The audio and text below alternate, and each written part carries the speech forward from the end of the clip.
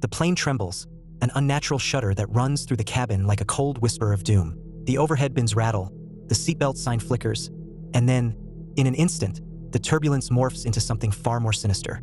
A sudden drop, a deafening roar from the engines struggling against gravity, and the sharp gasp of 100 souls realizing, all at once, that their lives are hanging by the thinnest of threads.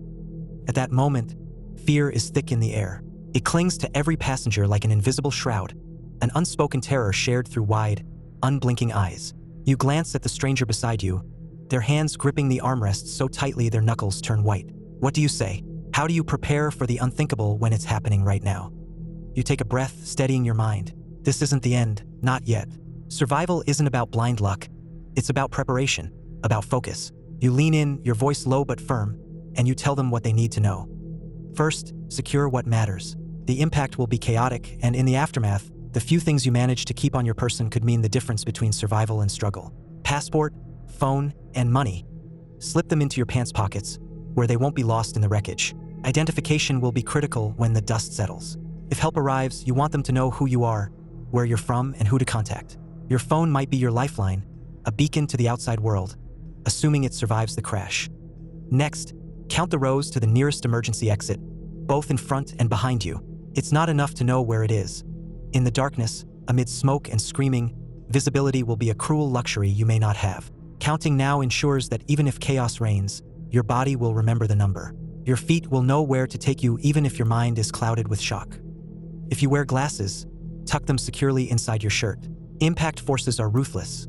Anything not fastened to you will become airborne, and if your glasses fly off, navigating the wreckage will be nearly impossible. If you have a jacket, now is the time to put it on. Not only will it shield you from the elements if you survive, but it might serve as an impromptu first aid tool, something to wrap a wound, to cushion an injured limb. If you have essential medications, make sure they're in your pocket. In the chaos of a crash site, you may not find them again. Forget your carry-on. No matter how expensive, no matter how sentimental, it's dead weight. Your only concern is getting out alive. Time is your enemy in the seconds after impact. Every heartbeat counts, and fumbling with baggage could cost you dearly.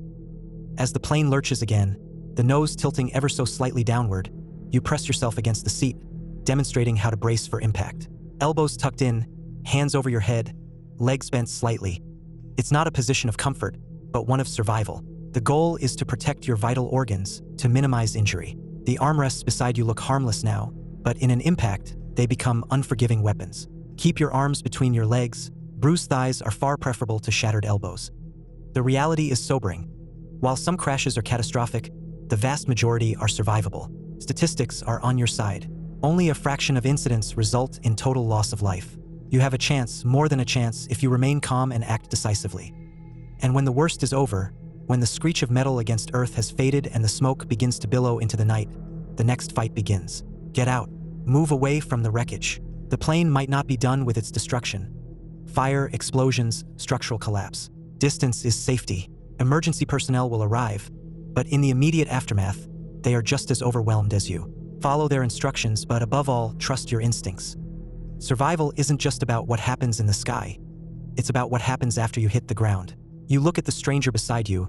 They're breathing fast and uneven, their hands shaking. You meet their gaze, steady and sure, and you nod. You're going to make it, you tell them, because you believe it. And in this moment, belief is everything.